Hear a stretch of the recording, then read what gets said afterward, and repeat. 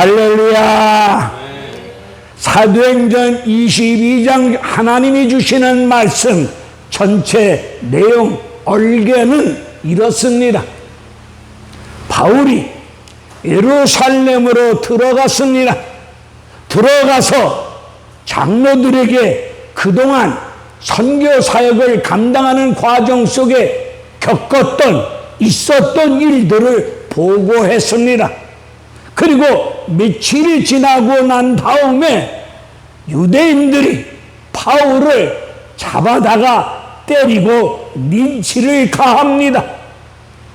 이때 로마 정부에서 파견한 치안을 담당하고 있었던 천부장이 예루살렘 도시 안에서 소동이 일어나니까 이 소동이 왜 일어났는지 상황을 정확하게 파악하고 치안을 맡고 있었던 천부장이 소동을 잠재우기 위해서 수많은 유대인들을 향해서 여보시오 잠잠들 해라. 이 바울이 너희들이 이 사람 말 한마디 들어보지도 않고 바울의 말 한마디 들어보지도 않고 여러분들이 이 사람을 때리고 린치를 가하면 되겠습니까? 이 사람 말이라도 한번 들어보고 객관적으로 공정하게 판단하고 행동을 하셔야지. 당신들은 소리만 듣고 그 누군가의 소리만 듣고 느낌으로 판단하고 마녀 사냥처럼 여론몰이로 사람을 때리고 죽이는 역할을 하면 되겠습니까? 이 사람 말이라도 들어보고 타당한 행동을 했는지 이 사람 말이라도 들어보고 행동을 하셔야 될 일 아닙니까? 천부장이 바울에게 변론할 수 있는 기회를 줍니다.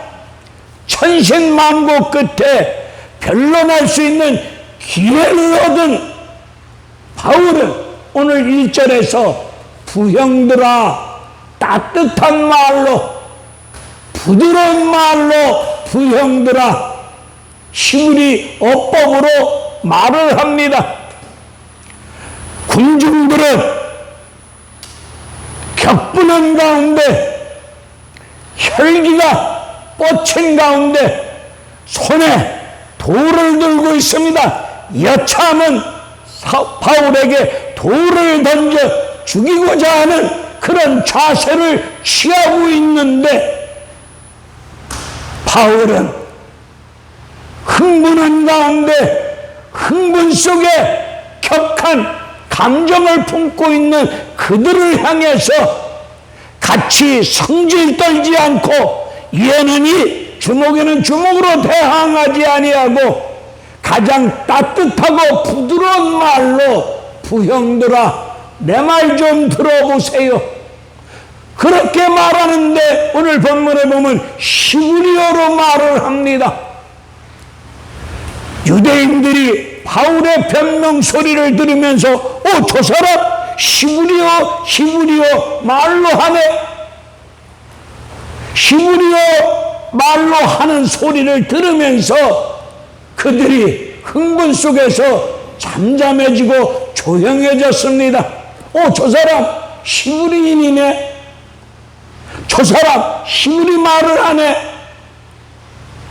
이때 바울은 그들에게 자기 자신의 사적인 이야기를 설명하기 시작합니다. 왜 개인적인 사적인 이야기를 말씀할까요? 어떤 주제를 그들에게 제대로 이해시키기 위해서 개인의 사사로운 사적인 이야기를 설명하는 겁니다. 나는 유대인이다. 그런데 길르기와 다소에서 예국에서 태어났습니다. 오늘 역사의 소용돌이 속에서 우리 아버지, 할아버지 뻘 되시는 분들이 만주 벌판에서 태어나신 분들 계십니다. 일본 땅에서 태어나신 분들도 계십니다. 그런 것처럼 이 바울의 아버지 개인적인 사정에 의해서 바울은 유대인인데 길리기아 다소에서 애국에서 태어났습니다. 그래서 바울은 태어나자마자 로마 시민권을 가지게 되었던 것입니다. 그러면서 오늘 본문 3절 4절을 보게 되면 여러분들이요, 나도 여러분들처럼 하나님을 믿는 믿음의 일, 그 누구보다도 열심히였습니다. 나도 여러분들처럼 하나님을 믿는 믿음의 일, 다른 사람에게 뒤처지지 아니할 정도로 열심히 하나님을 믿었습니다. 예수 믿는 사람들 잡아 죽이는데 예수 믿는 사람들을 잡아다가 때리고 옥에 가두고 심지어 스데반 집사 죽음 앞에 가표를 던진 사람이었습니다.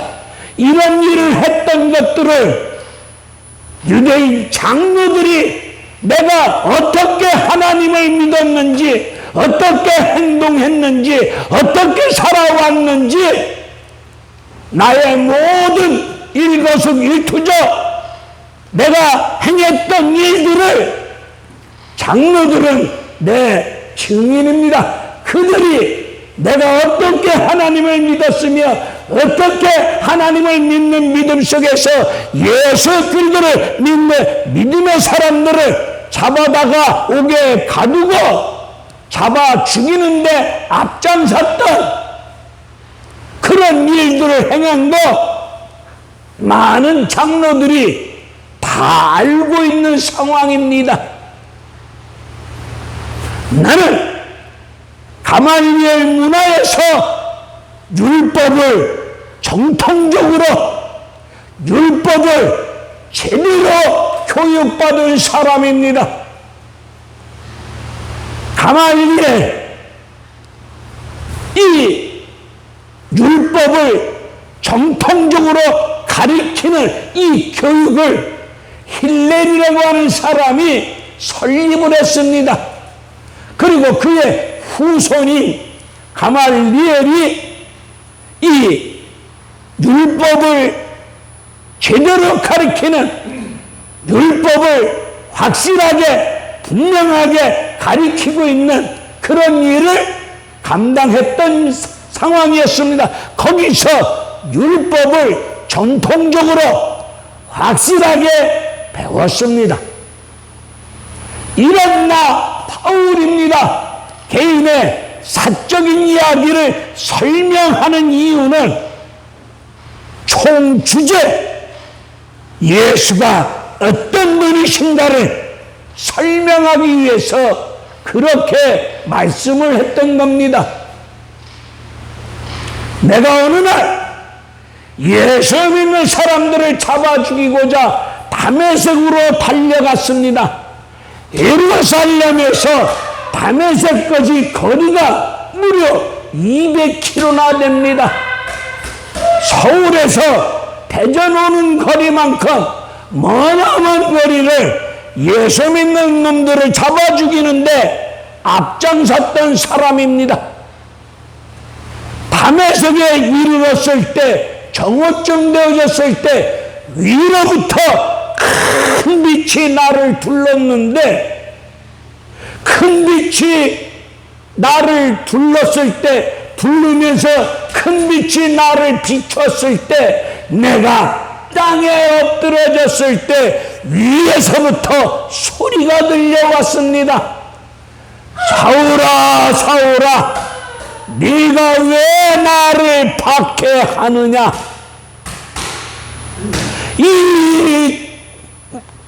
이 무릎 앞에 주여 누구십니까?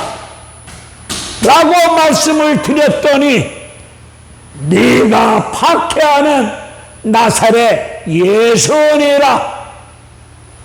누구십니까? 바울이 물었을 때에 어이 나 예수야 라고 할 수 있잖아요. 나 예수야 라고 할 수 있을 텐데 굳이 우리 예수님이 나사렛 예수라고 말씀하고 계십니다. 왜 나사렛 예수라고 말씀하신 그 의미가 어디에 있습니까?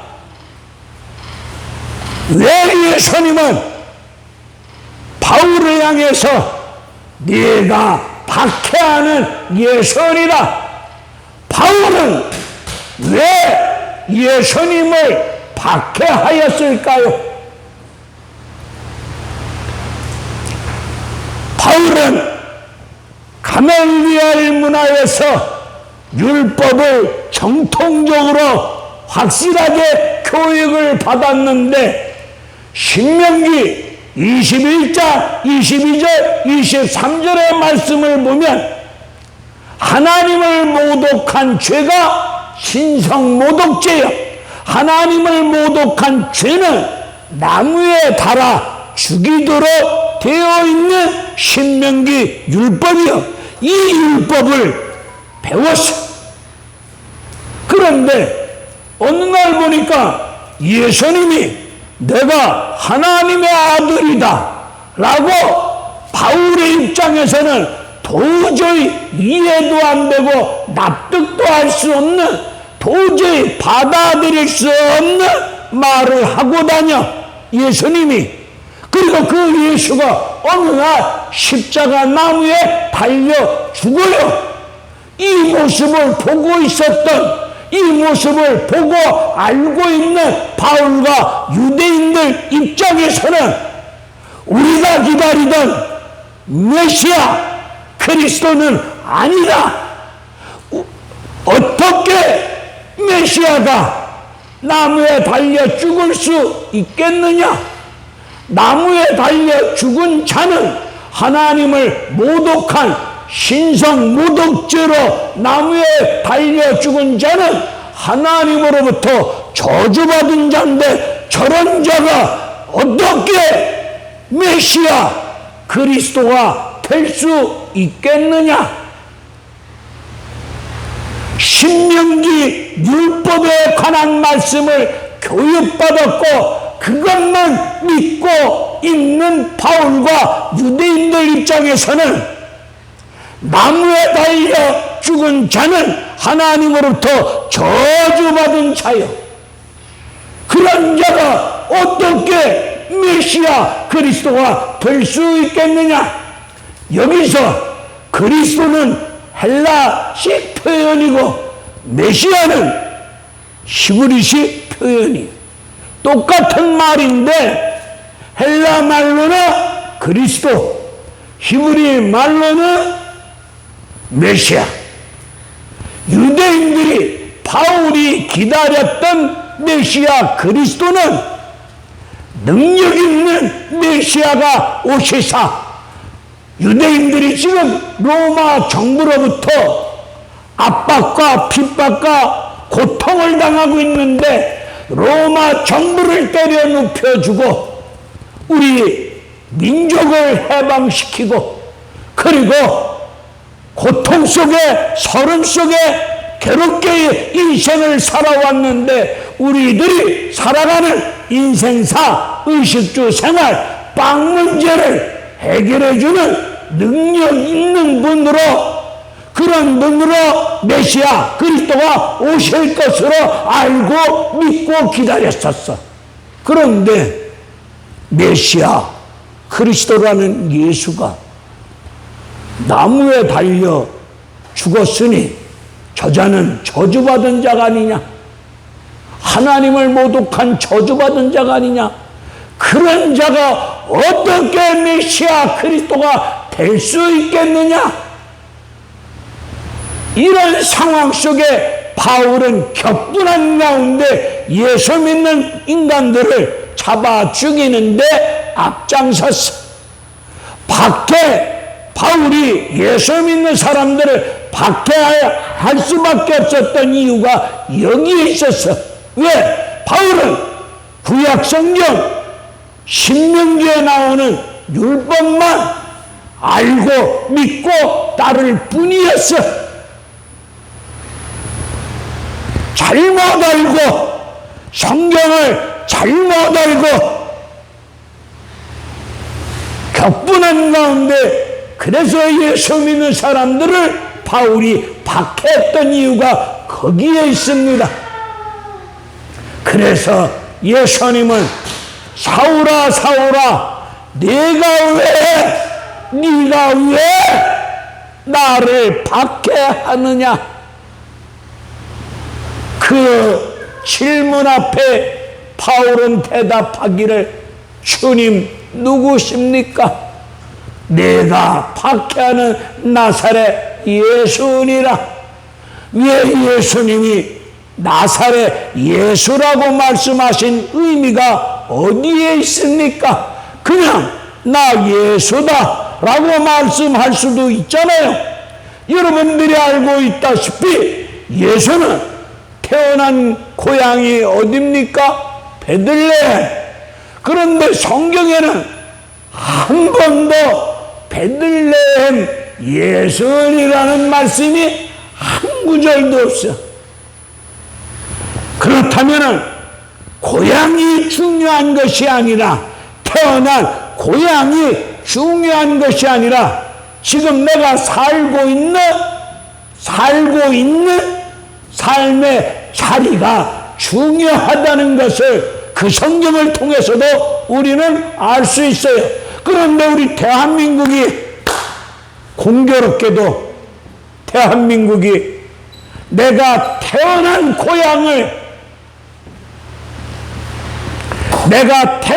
고향을 더 중요시 여깁니다. 내가 지금 살고 있는 삶의 자리를 중요시 여기지 않고 내가 살고 있는 자리를 중요시 여기지 않고 고향을 중요시 여기는 이런 잘못된 생활 문화 습관도 볼 수 있어요. 마태복음 2장 23절에서 많은 선지자들이 이 땅에 오실 메시아 그리스도는 나사렛 예수라는 칭함을 받을 것이라 예언을 했는데, 구약 성경에서 예언을 했는데 그 예언대로 선지자들이 예언한 말씀을 이루시려고 나사렛 예수라는 칭함을 말씀하고 있어요. 근데 구약 성경에는 문자적으로 나사렛 예수라는 성경 구절이 없어. 그러면 마태복음을 기록한 마태 기자와 수많은 선지자들이 잘못 얘기한 것이 아니냐라고 우리는 오해할 수도 있어요. 이사야서 53장을 보게 되면 이 땅에 오실 메시아 그리스도를 이사야 선지자는 이렇게 말씀하고 있어요. 그분은 아름다운 모습도 없고 흠모할 만한 모습도 없고 고운 모양도 없다. 마른 땅에서 올라온 줄기 같다. 그래서 사람들이 그런 사람을 싫어하느니라.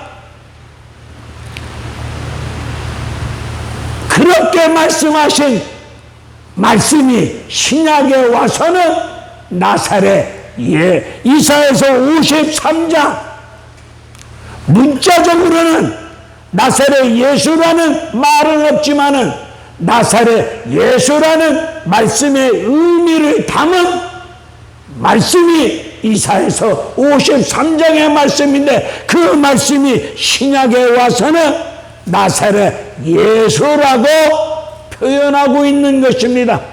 나사렛 동네 이름이 중요한 것이 아니라. 할렐루야.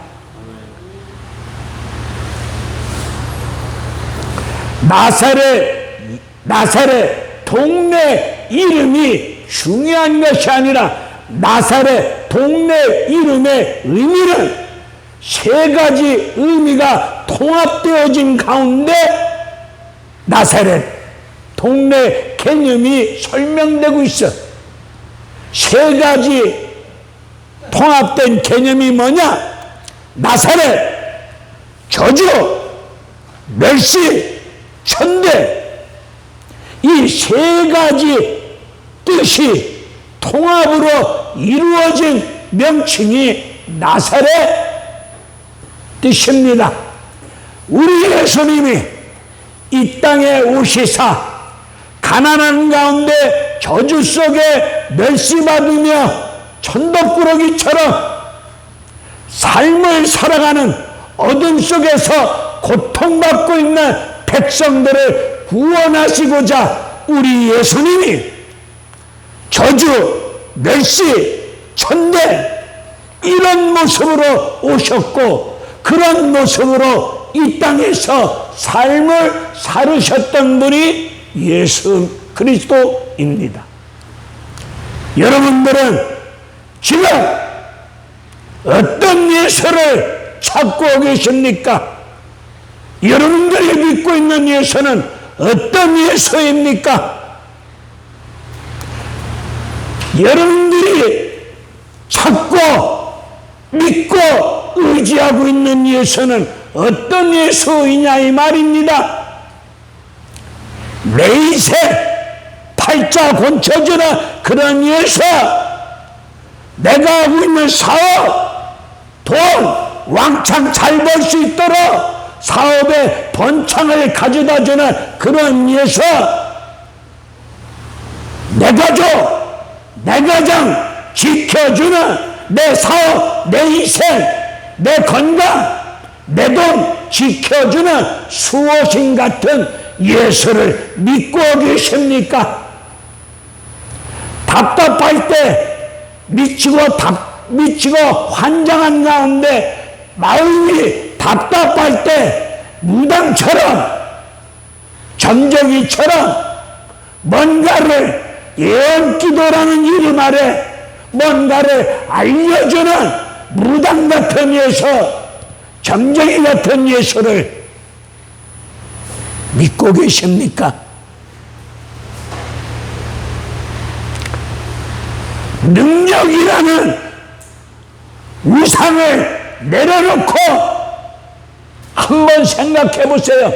오늘 한국교회가 바울이 유대인들이 기다렸던 그런 메시아를 기다리는 것처럼 오늘 예수를 믿는다고 하면서 우리 마음속에는 유대인들이 바울이 사울이었을 때 기다렸던 그런 메시아, 그런 예수, 능력 있는 메시아가 오셔서 내 인생 능력 있게 한 방에 해결해 주는 그런 예수를 유대인들이 기다렸던 것처럼 나와 여러분들도 그런 예수를 바라고 찾고 구하고 있지는 않습니까? 오늘 다메섹 도상에서 부활하신 예수를 만남을 통해서 바울 인생 근본적으로 확 바뀌었습니다. 여러분들이 나사렛 예수를 만나야 인생이 근본적으로 바뀐다 이 말이야. 끝이 있는 은혜, 물가에서 찰랑거리는 그런 수준으로 신앙생활 안 돼요. 나사렛 예수를 만나면 김영감 인생 근본적으로 바뀌어요. 어둠의 쇠사슬에 끌려 다니는 어둠 속에서 인생이 헤매는 아빠 김영광, 김영준 안 된다 이 말이야. 나사렛 예수를 만날 때 김영준, 김영광 이 자리에 모인 여러분들이 인생이 근본적으로 머리부터 발끝까지 확 달라지는 역사가 일어날 줄로 믿습니다. 오늘 담에석도상에서 예수님 만남을 통해서 구약 성경과 신약이 만남이 이루어졌어. 메시아 그리스도와 예수의 만남이 일어났어. 그리스도 메시아 예수가 만나서 우리 심령 속에서 그리스도 메시아 예수와 만남이 우리 심령 속에서 만남이 이루어져야 됩니다. 한국 기독교가 예수 그리스도를 찢어놨어. 메시아 그리스도 예수 한 분이죠. 나사렛 예수 만나야 인생 꾸라지 됩니다. 주어 오늘 이 만남이 이루어졌을 때 바울은 예수를 만났을 때에 제대로 만나고 난 다음에 질문이 뭐지요? 내가 무엇을 하면 됩니까? 10절에서 주님 내가 무엇을 하면 됩니까? 라고 질문하였을 때 예수님이 바울아 예루살렘을 떠나라. 그리고 이방 땅으로 들어가라. 22장 17절 이후에서 말씀하고 있습니다. 예루살렘은 바울이 자라났던 성장했던 교육받았던 장소가 예루살렘이야. 예루살렘 종교의 본산지 초롱성 같아. 그 어떤 놈도 그 종교의 장벽을 뚫고 들어갈 수가 없어. 우리 예수님 자라고 교육받았던 예루살렘을 떠나라. 이방 땅으로 들어가라. 그 이방 땅은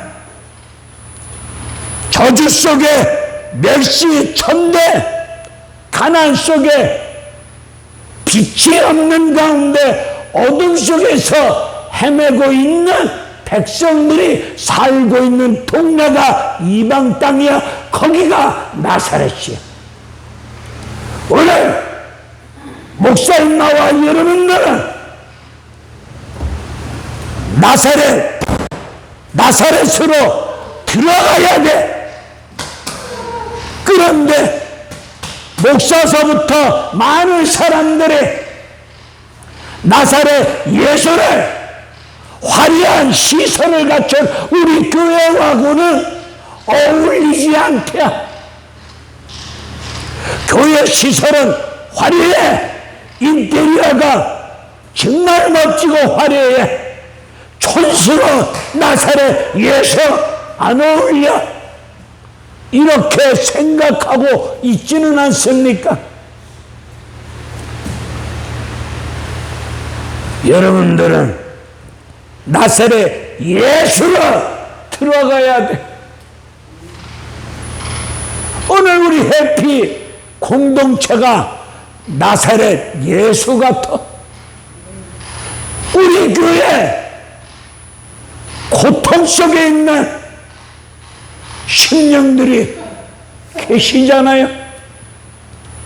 우리 예수님이 이 땅에 오시사 저주 멸시 천대를 받으면서 어둠 속으로 뛰어 들어가시사 생명의 빛을 비추시고 그들의 고통 아픔을 짊어지셨던 예수님 아니십니까? 그 예수를 믿으신다면 우리 모두 그리스도의 남은 고난을 내 육체에 채워가면서 나사렛 예수님의 믿음의 나사렛 예수님 발자취를 따라서 우리도 그렇게 예수 믿어야 되지 않겠어요? 예수 내 인생 팔자 고쳐주는 인생, 내 인생 내가 해결할 수 없는 풀 수 없는 복잡한 문제를 풀어주고 해결해주는 해결사 예수, 그때그때 필요할 때마다 도움을 구하고 있는 예수, 그런 수준으로 예수 믿고 계십니까?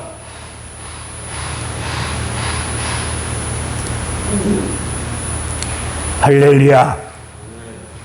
우리 나사렛 예수 믿고 안진뱅이 인간구실 제구실 제 역할 못하고 있는 안진뱅이 성전 미문에서 성전 안으로 들어가지 못한 상황 속에서 구걸하고 얻어먹고 빌어먹는 이런 인생들 하나님 앞에 예배 드릴 수 있도록 회복시키고 살리는 역할, 나사렛 예수 믿음으로 그 역할 감당할 수 있는 나와 여러분들이 되시기를 바랍니다. 오늘 특별히 영준이와 영광이가 다메섹 도상에서 사울이 예수님 만남으로 인생이 근본적으로 바뀌어진 상태 속에서 지금의 저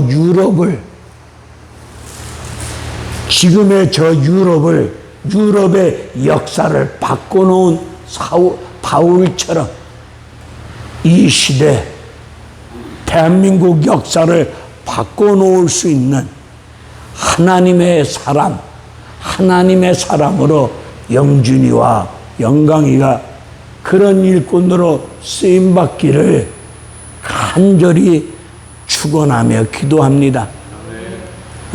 가지고 있는 컴퓨터 기술로 손가락 까닥거리면서 그걸로 밥 빌어먹는 등신 충만한 인간 되지 마시고 정말 뭔가 우리 예수님이 시키시는, 예수님이 원하시고 예수님이 시키시는 그 일, 너는 예루살렘을 떠나 이방 땅으로 들어가라. 내가 무엇을 하오리까? 예수님, 내가 무엇을 해야 됩니까? 라고 질문하였을 때에 그렇게 말씀하신 예수님, 오늘 다메섹 도상에서 예수님 만났을 때 바울은 두 가지 질문을 하였습니다. 주님, 두 가지 질문을 했지요. 주님, 누구십니까? 누구십니까? 이 질문하고 나서 그 다음에 내가 무엇을 하면 되겠습니까? 우리는 주님도 알지 못하는 주제에 내가 무엇을 하면 좋겠습니까? 이렇게 물으면 되겠습니까? 반드시 주님 누구십니까? 여러분이 믿고 있는 예수, 여러분에게 어떤 예수인가를 물어보세요. 주님, 내가 예수 믿고 있는데 주님 누구십니까? 물어보세요. 그 물음 앞에 우리 예수님 대답하실 겁니다. 그 답을 듣고 난 다음에 내가 무엇을 하면 되겠습니까? 또 다시 물으시고 그 다음에 우리 예수님이 너는 떠나가라 하시면 가라는 쪽으로 가셔서 일하실 때에 여러분 인생을 통하여 우리 대한민국 역사가 바뀌어질 것이고 수많은 생명들을 살리고 구원의 역사와 하나님 나라를 이루는 일들 앞에 쓰임받을 수 있는 종들이 될 줄로 믿습니다. 인생, 지금 내가 살고 있는 이 내 모습, 이런 인생, 내가 나를 생각해도 나 자신에게도 화딱지나 이렇게 살다가 어느 날 끽하고 죽으면 어떡하지? 지금 이 내 모습 나도 싫어. 여러분, 주어진 인생, 한 번 주어진 인생, 세상 사람들이 살아가는 그런 식으로 인생 살다가 인생을 종칠랍니까? 한 번 주어진 인생, 예수 안에서 제대로 된 인생 살다가 아버지 부르시면 천국 가야 되지 않겠습니까? 이 바울, 율법을 제대로 교육받았어. 그런데 잘못 배웠어. 잘못 알고 있어. 이것이 만남을 통해서 깨닫게 되어진 것처럼 여러분들이 부활하신 예수를 만나야, 나사렛 예수를 만나야, 지금까지 내가 살아온 것이, 지금까지 내가 알고 있는 것이 잘못 알고 있었구나, 내가 잘못 살고 있었구나, 다 틀렸구나, 그 만남 속에서 깨달아지는 거예요. 그 바울은 예수님 만남으로 말미암아 눈이 멀어져 한 발짝도 다른 사람 손에 이끌림을 받지 않으면 앞을 향해 걸어갈 수가 없어. 이랬던 바울을 눈에 비늘이 떨어짐으로 말미암아 다시 예수를 보게 되어질 때 성령의 이끌림을 받아 한 시대 수많은 영혼을 살리며 복음에 합당한 일꾼으로서 거침없이 담대하게 하나님 나라와 예수 그리고 복음을 전했던 것처럼 영준이, 영광이가, 그리고 우리 교인들이 나를 덮고 있는 비늘이 떨어져야 돼. 여러분 눈을 덮고 있는 비늘이 떨어지지 아니하니까 예수를 잘못 알고 있는 거예요. 나를 덮고 있는 세상 지식, 나를 덮고 있는 어떠한 영적 경험, 그것이 떨어져 나가야 돼. 영적 경험도 성경하고 아니다, 끊어버려야 돼. 근데 지가 겪은 영적 경험을 성경보다 더 믿어. 이런 등신 충만한 인간들이 주변에 너무 많아. 오늘 영광이, 영준이 우리 교회에 와서 같이 예배 드렸을 때 나는 이 말씀을 붙잡고 예배 시간 5분 전까지 이 말씀을 종이에 필서해가면서 읽고 또 읽고 또 쓰고 또 읽었어. 하나님, 이 두 젊은 청년들에게, 오늘 우리 해피 가족들에게 오늘 사도행전 22장의 말씀이 능력과 생명의 말씀으로 저들의 심령 가운데 성령의 불 가운데 떨어짐으로 말미암아 인생이 완전히 근본적으로 바뀌어져서 이 악한 시대 앞에서 나사렛 예수 믿으면서 나사렛 예수 이름으로 수많은 안진뱅이들을 일으킬 수 있는 능력의 사람들, 그런 젊은 청년들이 되어져 가기를 간절히 소원하며 기도하면서 이 한 시간 말씀을 전했어. 할렐루야. 그런 역사가 일어날 줄로 믿습니다. 할렐루야. 설교 끝.